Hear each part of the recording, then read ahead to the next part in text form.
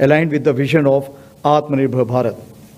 This symposium is just not an event. It's a symbol and a signal.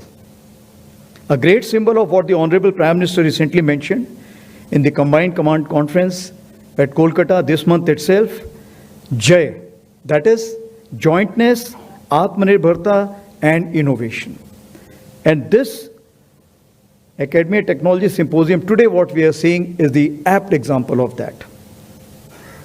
I think this forum, besides this, is also a signal that Indian Defence Forces rely on indigenous intellectual academic research capabilities to develop homegrown technologies that empower our soldiers, protect our borders, and uphold our sovereignty.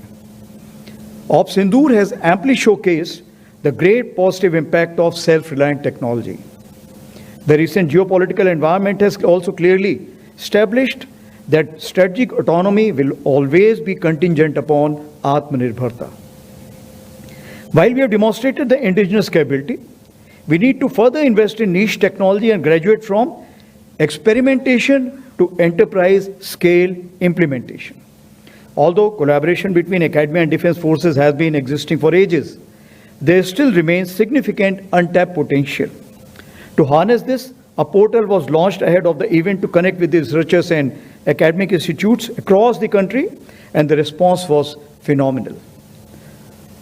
Now what we have to look at, how this knowledge has to convert into the product and it has to be commercialized. So over the last 2 days, we have gained insight into the strengths and challenges of the academic research and development ecosystem through seminars, panel discussion, and one-on-one meetings. We have also seen remarkable innovations and research projects with real potential for defense application. We recognize that academia's need for greater access to military requirements, sustained funding, mission-driven engagements. Perhaps most importantly, we have all witnessed mutual learning. And I must compliment the Manekshaw Center for this, because they are providing us a platform where the academia and military can come together and we can work out a regular periodical interaction which should lead to some kind of a progressive or a constructive outcome thereafter. So this symposium has served as a powerful platform for scholars and researchers to present their innovations, successfully fulfilling our aim to identify promising military or dual use case and guide innovators in translating concepts into impactful outcomes. We received an overwhelming response, nearly 450 proposals, which were reviewed by the subject matter experts from the 3 services. Of this, nearly 40% were shortlisted for one-on-one meetings with the SMEs from the 3 services, where they received guidance on converting ideas into viable military applications. So what are the key takeaways and promising developments? Firstly, harnessing the talent, tenacity and resolve for our scholars, coupled with pursuit of self-reliance, will pave the way for enhancing defense technology, sovereignty, and make India samridh and self-reliant.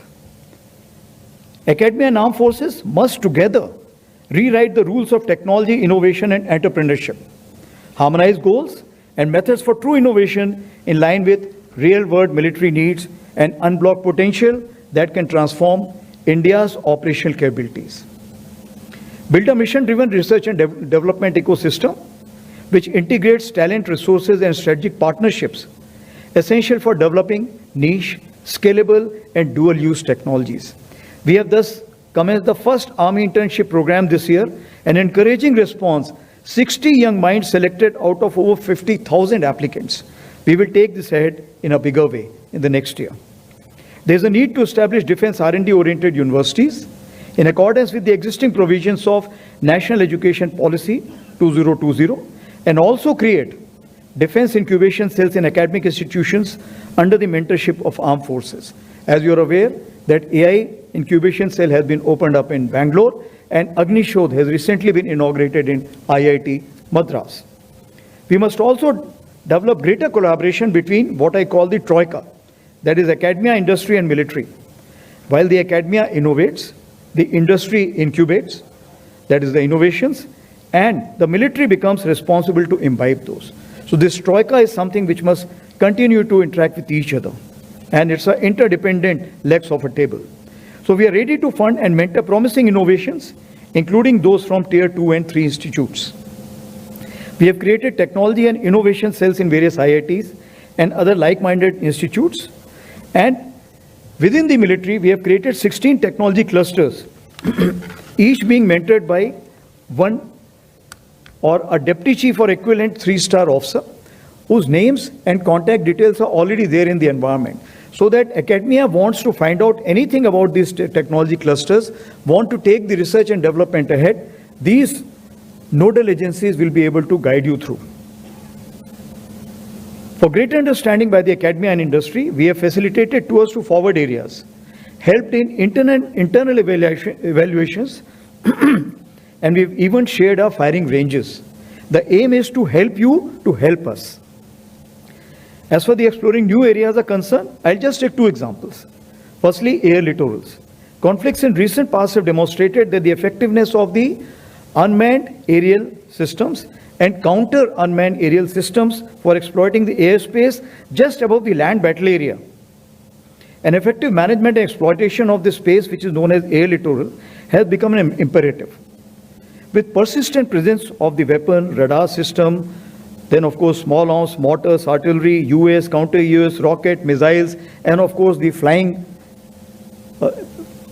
platform which are there, this space needs exploitation as well as efficient management, including that of the EM spectrum, that is electromagnetic spectrum.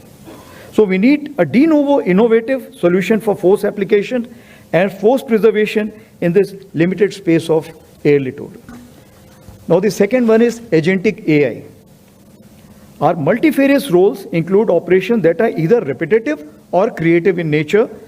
We would do well to train agentic AI, which we can perceive, reason, act, and learn. That is called as PRAL.